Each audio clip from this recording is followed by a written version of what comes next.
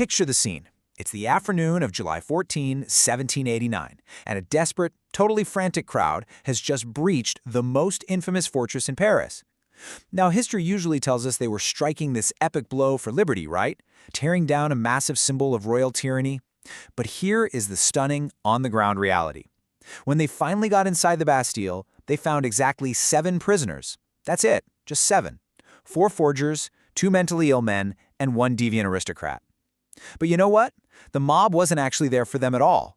They were desperate to seize something far, far more valuable to a city teetering on the absolute brink of slaughter. Over 30,000 pounds of gunpowder.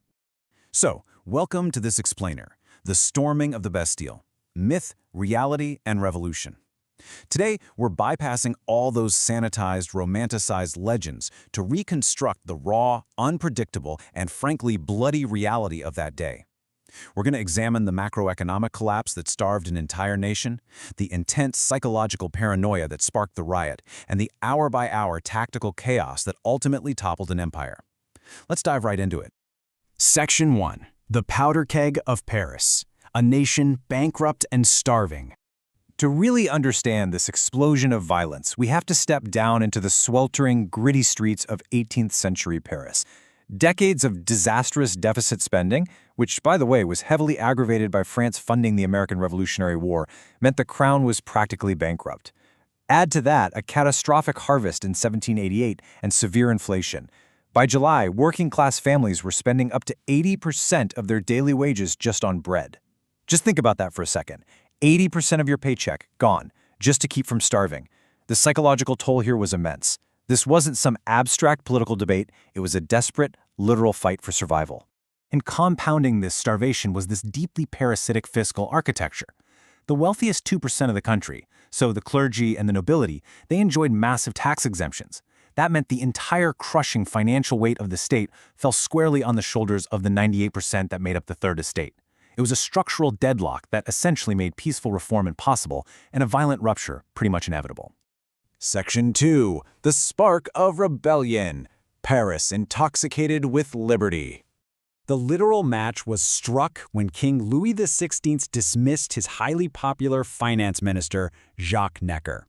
Almost instantly, pure paranoia consumed the streets. See, the king had surrounded Paris with foreign mercenary troops. So, picture this. The radical journalist Camille Desmoulins leaps onto a café table at the Palais Royal, pistol in hand, screaming to a panicked crowd, "Citizens, there is no time to lose. One resource is left: to take arms." The people actually genuinely believed they had mere hours to arm themselves or face total annihilation by foreign mercenaries. So, the March on the Bastille, it wasn't born out of a desire for symbolism. It was born of desperate military necessity. The citizens first raided the Hôtel des Invalides, capturing over 29,000 muskets, which sounds like a massive victory, right? Until they realized they had absolutely no ammunition. The commandant there had anticipated the raid and smartly relocated 250 barrels of gunpowder straight to the Bastille. So now you have a heavily armed but utterly useless mob, and they are forced to pivot their attention toward the medieval fortress. Section 3. The Tactical Anatomy of Attack. An impossible siege. We have to look at the sheer, terrifying impossibility of what this crowd was actually attempting. On one side, you have a frantic, chaotic mob of maybe 600 to 1,000 mostly untrained civilians. On the other side, a highly defensible medieval stone fortress with 100-foot masonry walls, guarded by professional soldiers and armed with 30 heavy cannons pointing directly down at the cobblestone streets. Tactically speaking, this was basically a suicide mission. Inside, the defense was commanded by Governor Bernard René Delaunay. And here's a crazy detail. He was literally born inside the walls of the Bastille. He commanded a mixed, rather isolated garrison of 82 invalides, which were elderly veteran soldiers, reinforced by 32 elite Swiss mercenary guards. Sure, they were vastly outnumbered by the screaming city outside, but behind those walls they held absolute, undeniable military superiority. Section 4. Breakdown, bloodshed, and surrender. The cinematic TikTok. Now let's trace how fast things actually fell apart. What began around 10 a.m. as tense but formal negotiations broke down completely by early afternoon. Impatient, adrenaline-fueled insurgents actually scaled the outer walls and severed the heavy chains holding the drawbridge. The bridge crashed down, tragically crushing one of the attackers beneath it, by the way, and suddenly the mob just flooded right into the vulnerable outer courtyard. What happened next was a textbook, tragic case of the fog of war. The garrison, seeing an armed mob flooding into their courtyard, obviously believed a full-scale assault had begun, so they opened fire.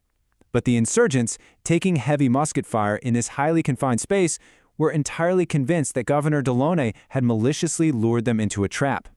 Paranoia instantly morphed into pure rage, sparking a brutal, hours-long firefight.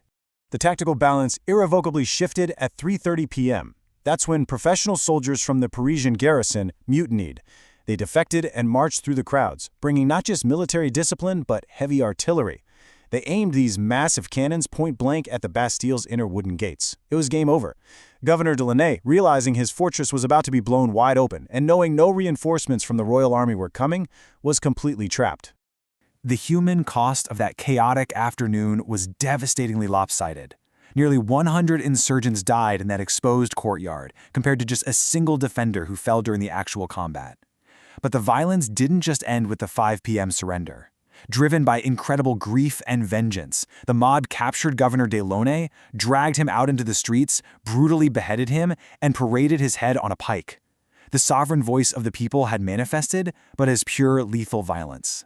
Section 5. Shockwaves across the nation. The fall of the Ancien Regime. Following the fall of the fortress, royal authority in Paris just evaporated overnight. It was quickly replaced by a new revolutionary municipal government, the Paris Commune. But those shockwaves, they couldn't be contained to just the city limits. News of the uprising sparked massive paranoia in the countryside, triggering an event known as the Great Fear. Armed peasants began burning the chateaux of their lords. The pressure was so incredibly intense, so apocalyptic, that on the night of August 4th, the National Assembly formally abolished the centuries-old feudal system, essentially to prevent total national anarchy. Section 6.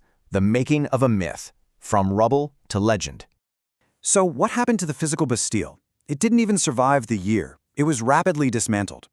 But its stones were quite literally repurposed to build the Pont de la Concorde, the Bridge of Harmony. It was an absolute masterclass in physical propaganda, taking a towering dark symbol of royal oppression and rapidly transforming it into an architectural emblem of civic unity that people could literally walk across. But the dust hadn't even settled before the new government began actively rewriting history. As academic analysis points out, the National Assembly worked really hard to sanitize the raw, bloody reality of July 14th. They needed to cast it as a unified, glorious, and, crucially, completed victory. Why? Because to legitimize their own fragile new authority, they desperately needed to discourage the people from ever using that kind of spontaneous mob violence again. The problem is, memory is a very dangerous tool to try and control.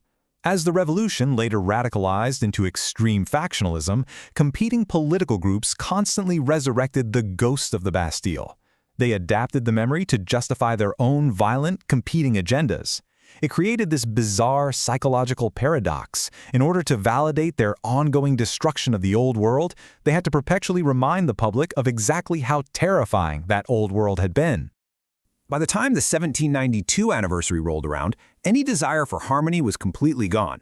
The commemoration festival that year featured a massive public bonfire where they burned the physical trappings of feudalism, ermine mantles, coats of arms, crowns, the whole shebang. Over time, the terrifying, spontaneous reality of that original siege, the tactical missteps, the fatal miscommunications, the brutal street murders, all of it was paved over. It was replaced by a powerful legendary myth that cemented itself at the absolute heart of French cultural identity. So as we look back at the bloody rubble of the Bastille today, we're left with a profound question to chew on. Can the raw, violent, and sovereign voice of the people ever truly be channeled into stable democratic institutions without the invention of a unifying foundational myth? Is a slightly sanitized history just the mandatory price we pay for political stability? Keep that in mind the next time you see the fireworks on Bastille Day. Thanks for joining me on this explainer, and I will see you in the next one.